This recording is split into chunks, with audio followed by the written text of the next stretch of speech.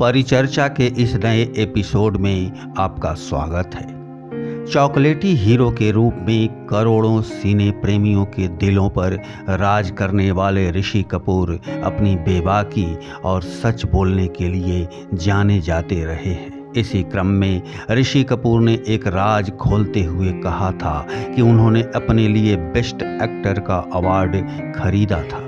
ऋषि कपूर ने यह भी बताया कि अवार्ड खरीदने की प्लानिंग उन्होंने एक साजिश के तहत की, जिसमें वे कामयाब भी हुए। ऋषि कपूर ने कौन सा पुरस्कार, कितने में और कैसे खरीदा और क्या थी उनकी रची हुई साजिश, आइए जानते हैं विस्तार से।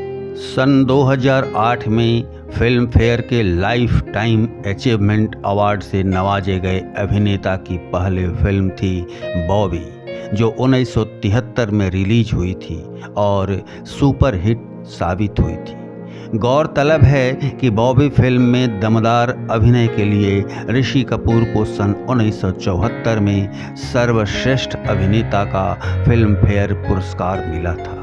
ऋषि कपूर ने अपनी आत्मकथा खुल्लम खुल्ला ऋषि कपूर अनसेंसर्ड में लिखा है कि मुझे सर्वश्रेष्ठ अभिनेता घोषित करने वाले इस अवार्ड को मैंने एक मोटी रकम देकर खरीदा था। ऐसा क्यों किया कि जवाब में ऋषि कपूर ने बताया कि बॉबी के साथ ही अमिताभ बच्चन की फिल्म जंजीर भी रिलीज हुई थी और उस साल उस हिट फिल्म के नायक अमिताभ बच्चन इस अवार्ड के प्रबल दावेदार थे।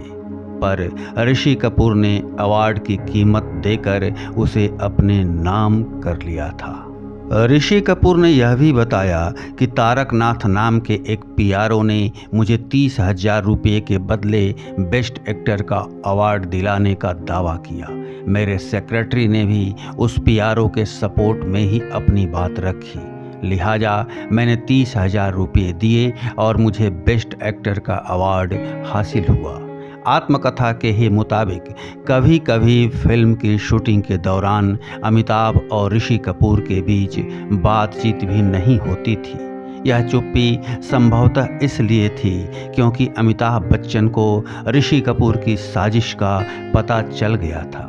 हालांकि बाद के दिनों में सारे गिले शिकवों को दरकिनार कर दोनों अभिनेताओं ने एक साथ नसीब, अमर अकबर एंथोनी, कूली और अजूबा जैसी चर्चित फिल्में दर्शकों को दी।